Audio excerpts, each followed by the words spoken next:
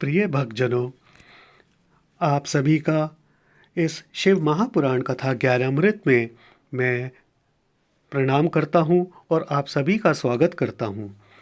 तो भक्तजनों, आज का अध्याय आरंभ करने से पूर्व आइए भगवान शिव के नाम का उच्चारण करें अपनी वाणी को पवित्र करने हेतु।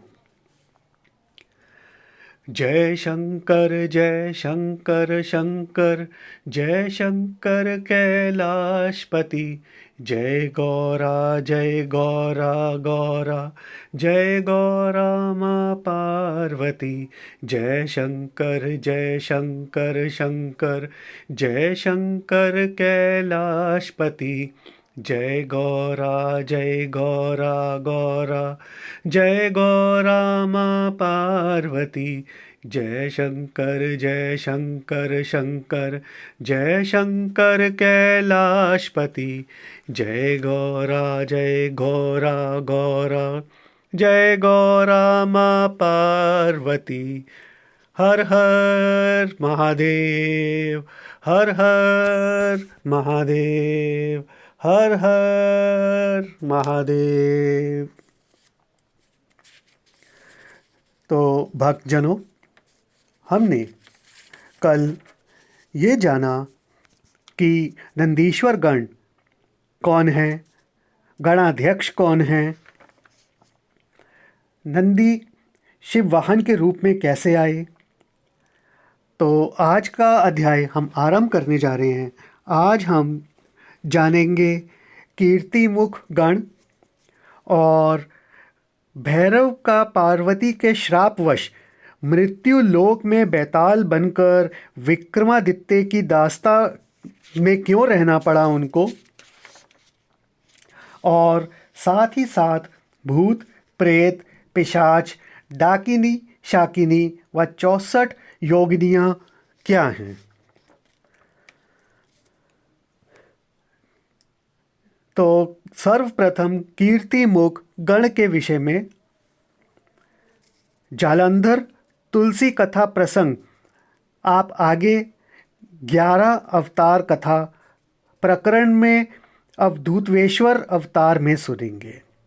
जिस समय जालंधर का भगवान शिव से युद्ध हो रहा था, उसी समय भगवान शिव की बाहों से क्रोधावश में एक कीर्तिमुख नाम का शिव समान रुद्र प्रकट हुआ, जिसे युद्ध के लिए जब कोई ना मिला था तो वो भूख से व्याकुल हो अपने शरीर के अंगों को ही नोच नोच कर खा लिया।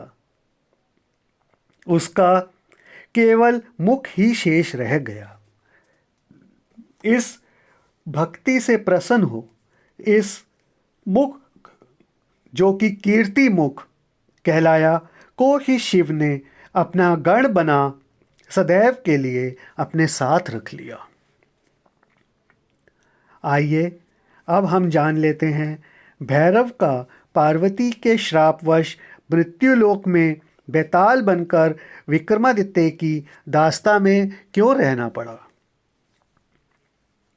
आप सभी ने ब्रह्मा विष्णु विवाद कथा प्रसंग में सुना कि किस प्रकार ब्रह्म हत्या के श्राप से भैरव के काशी में आने पर भगवान शिव ने उसे अपना द्वारपाल बना लिया, जो शिव आराधना में लगे भक्त जनों के जीवन में अपने आने वाले संकटों यानी राक्षसों से उनकी रक्षा करता था।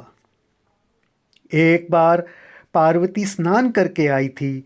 उनके बाल बिखरे हुए थे, इनके वस्त्र अस्त व्यस्त थे।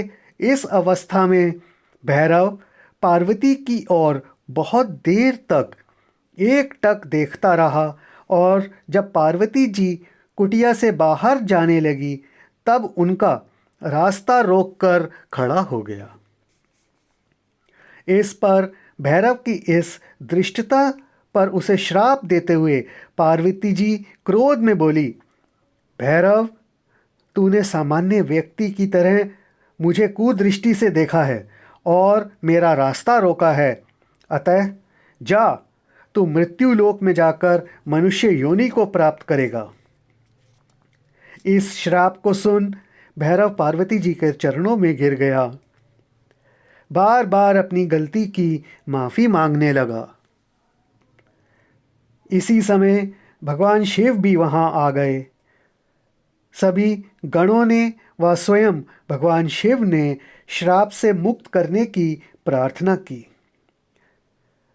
तब पार्वती जी ने कहा, भैरव मनुष्य तो बनेगा जरूर, परंतु मृत्यु लोक का एक दिव्य प्राणी बनेगा। मृत्यु लोक में राजा विक्रमादित्य के पास अवंतिका, जो आज के समय में उज्जैन के नाम से प्रसिद्ध है, में रहकर जन कल्याण करेगा। इसके पास अदृश्य होने की शक्ति भी रहेगी। इसे वही देख पाएगा जिसके सामने यह स्वयं प्रकट होना चाहेगा। अतः यही भैरव उमा शापवश मृत्यु लोक में अवंतिका नगरी में राजा विक्रमादित्य के यहाँ बेताल के रूप में रहकर जल कल्याण करता रहा। आइए अब हम भूत, प्रेत, पिशाच, डाकिनी, शाकिनी व 64 योगिनियों के बारे में जानें। आगे आप शिव सती कथा प्रसंग में श्रवण करेंगे कि जब शिव अनादर से दुखी सती अपनी पिता की नगरी कनखल के यज्ञ मंडप में योगाग्नि द्वारा अपने शरीर भस्म कर देती है, उस समय सती के साथ आए हुए नंदी आदि गण वहाँ यज्ञ विध्वंस कर देते हैं। उस समय असुर गुरु भृगु मंत्र शक्ति द्वारा हजारों राक्षस उत्पन्न कर देते हैं। तब शिवगण राक्षार्थ भगवान शिव को पुकारते हैं। तभी नारद जी प्रकट हो भगवान शिव को सती के मरण का संपूर्ण वृत्तांत बताते हैं। नारद द्वारा सती मरण की बात सुन भगवान शिव को क्रोध आ गया। उन्होंने विकराल रूप धारण कर लिया और क्रोध में अपनी जटा का एक बाल तोड़कर उसे पत्थर पर मार उसके 2 टुकड़े कर दिए। इस बाल के 2 टुकड़ों में से एक टुकड़े में से वीरभद्र, जो शिव के समान रूप गुण वाला था, तथा दूसरे टुकड़े से काली रूप प्रकट हुई, जो शक्ति रूप ही थी। अतः शिवाज्ञा से वीरभद्र ने अपनी शक्ति से हजारों भूत, प्रेत, पिशाच प्रकट किए तथा काली ने हजारों पिशाचिनी, डाकिनी, शाकिनी, चुड़ैल तथा 64 योगिनियां प्रकट की। इन सब ने मिलकर दक्ष के यज्ञ को विध्वंस कर दिया और इसके बाद सदैव के लिए शिव के गण बनकर साथ साथ रहने लगे। भगवान शिव ने इन भूत, पिशाच, प्रेत, पिशाचिनी, डाकिनी, शाकिनी, चुड़ैल व 64 योगिनियों को शमशान में रहने की आज्ञा प्रदान कर दी। तो भक्तजनों, कल के अध्याय में हम जानेंगे कि काशी में शिव का निवास और साथ के साथ काशी का किस प्रकार से शिव ने निष्कासन हुआ या शिव का काशी से निष्कासन हुआ। तो आइए भक्तजनों, हम प्रेम पूर्वक नित्य शिव प्रार्थना करें। नमामि शमीशान निर्वाण रूपम विभुम व्यापकम ब्रह्मवेद स्वरूपम निजं निर्गुणं निर्विकल्पं निरीहं चिदाकाशमाकाशवासं भजेऽहं निराकार मोकार मूलम तुरियम गिरा ज्ञान गोतीतमीशं गिरीशं करालं महाकाल कालं कृपालं गुणागार संसार पारं नत्योऽहं तुषाराद्रिसङ्काश गौरं गम्भीरं मनोभूतकोटिप्रभाश्रीशरीरं स्फुरन्मौलिकल्लोलिनी चारुगङ्गा लसब्दाल्भालेन्दुकण्ठे भुजङ्गा चलत्कुण्डलं भ्रूसुनेत्रं विशालं प्रसन्नाननं नीलकण्ठं दयालम् मृगाधीश्चर्माम्बरं मुण्डमालं प्रियं शङ्करं सर्वनाथं भजामि प्रचण्डं प्रकृष्टं प्रगलभं परेशम् अखण्डम् अजं भानुकोटिप्रकाशं त्रयः शूलनिर्मूलनं शूलपाणिं भजेऽहं भवानीपतिं भावगम्यं कलातीतकल्याण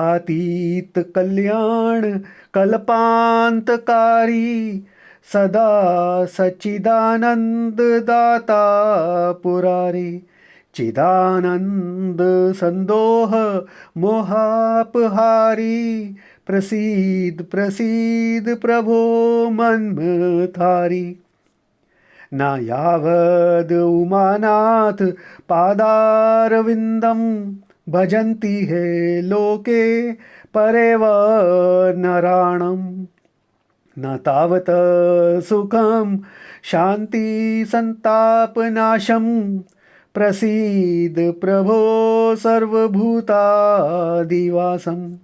न जानामि योगं जपं नैव्यपूजां न तेऽहं सदा सर्वदा शम्भो तुभ्यं जरा जन्म दुःखोग तातपयमानं प्रभो पाहि आपननमामीश शम्भो रुद्राष्टकमिदं प्रोक्तं विप्रेण हर्तोष्ये ये पठन्ति नरा भक्त्या तेषां शम्भु प्रसीदति। तो भक्तजनों, आप सब मेरे साथ प्रेम पूर्वक हाथ उठाकर 3 बारी बोलेंगे, हर हर महादेव, हर हर महादेव, हर हर महादेव, हर हर महादेव।